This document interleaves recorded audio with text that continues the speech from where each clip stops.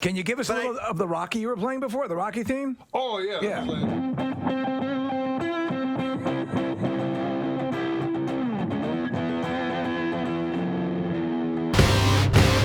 He's one of the co-creators of the band Mr. Big. He is one of the biggest, most badass guitarists in the world, in my humble opinion. Ladies and gentlemen, please welcome to the program, Mr. Paul Gilbert. I want to explain to some people who may not know the name Paul Gilbert. You have a lot of fans. Most guitarists would know who you are. Everybody who knows me knows me. Yeah, exactly, right? 100% of those But I've only had one. I was only famous for 2 weeks in 1992. So that's So, Paul, when I do meet people and we're talking music and I'll say, one of my favorite guitarists is this guy, Paul Gilbert. If they're a guitarist, they'll know exactly who I'm talking about. Some people don't, and I have to explain. Okay, so, he was in this band, Mr. Big. Before that, there was this band called Racer X. You may or may not know. Metal, real intense, shredding, crazy, really technical, awesome music. But then I try to explain your solo career as well. good luck. And that's so it's hard to quantify it, because there's elements of blues and jazz and metal and all this stuff. What's a good way to describe your music? Well, it's still evolving, and the discovery I made was that I really always wanted to be not a guitar player, but a lead singer.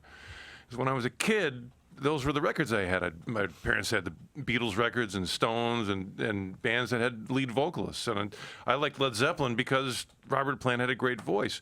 Now, I didn't have a particularly great voice, and that didn't stop me from trying. Right. But it also didn't stop me from kind of not doing as well as I would have liked to as a lead singer. So the discovery that I made on this new album, Behold Electric Guitar, is that I can actually play the vocal line on the guitar. So, take it like a really challenging vocal, like, the "Hey, Mama said the way you move," which, with my little falsetto is not so great. Right. But, you play it on guitar.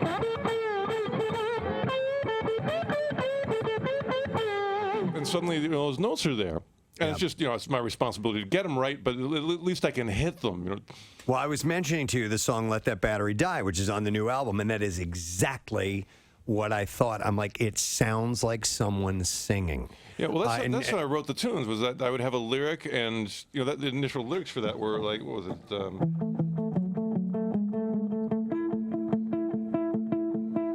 My battery is low, but my mind is high. And again, I'm squeaking it out. Yeah. But with the guitar, I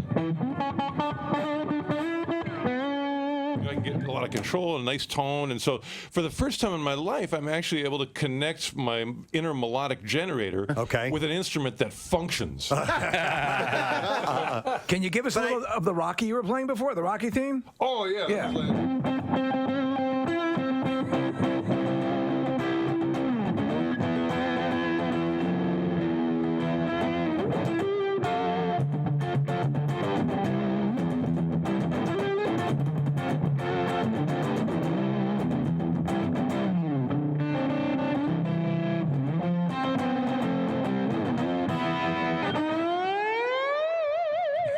There you go.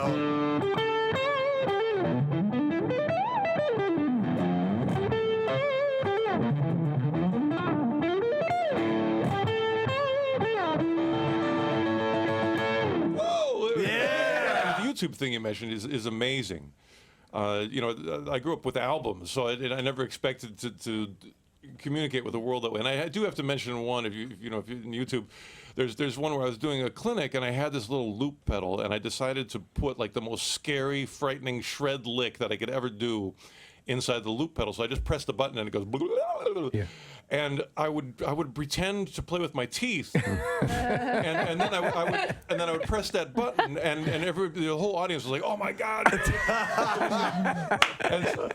and so of course He's playing with his teeth. Yeah, he was playing sweep picking with his teeth. How did he do that? And it was a guitar clinic, so everybody raised their hands and goes like, "How did you do that with your teeth?"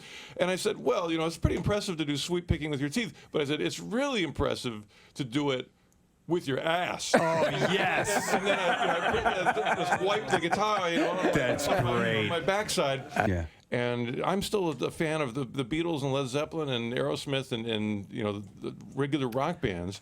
And so now I can step on stage and really be the lead singer via my guitar. Okay.